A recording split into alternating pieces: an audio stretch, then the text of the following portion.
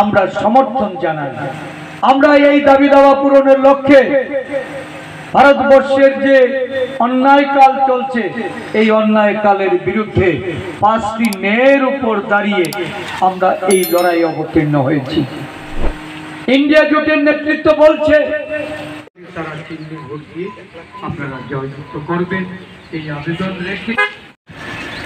আচ্ছা স্যার, আপনার নির্বাচনী সভার যে প্রচার, আপনি টাকারজলায় এসেছেন, কীরকম সাড়া পেয়েছেন? দেখুন, আজকে সারা দিনের জন্য আমি টাকারজলায় আজকে বিভিন্ন জায়গায় এই প্রচারে অংশগ্রহণ করেছি।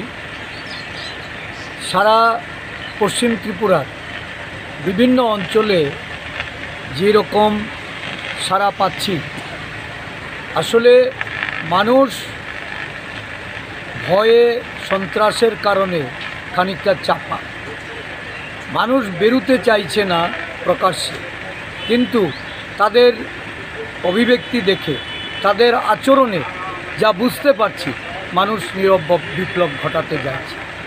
এবারের নির্বাচনে মানুষ ঘর থেকে বেরিয়ে ভোট প্রদান করবে সংবিধান রক্ষার্থে, গণতন্ত্র বাঁচাতে।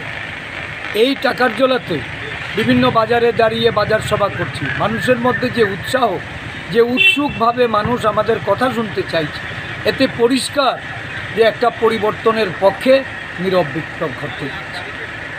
আচ্ছা স্যার, আপনি ক্যান্ডিডেট হয়ে জিতার কীরকম এক্সপেক্ট করছেন? না, দেখুন, গণদেবতারা ভোট প্রদান করবে, ভোটকে প্রহসনে পরিণত করার সব চেষ্টা করে যাচ্ছে শাসকদের। তারপরেও আমি বলছি, জনগণের প্রতি আমার পূর্ণ আস্থা আছে, বিশ্বাস আছে, এবং গত নির্বাচনেও মাত্র 39% ভোটে যারা জয়লাভ করেছে, আর 61% ভোট যেখানে বিরোধী, আজকে বিরোধী ভোট ভাগাভাগি হচ্ছে না। 8 দলের ইন্ডিয়া জোট এই রাজ্যে, আমরা ভোট বিভাজন রোধ করে নির্বাচনে নেমেছি। স্বাভাবিকভাবেই ভোটাধিকার প্রয়োগ সঠিকভাবে, স্বচ্ছভাবে যখন আমরা করাতে সক্ষম হব, আমরা নিশ্চয়ই নির্বাচনে জয়লাভ করব।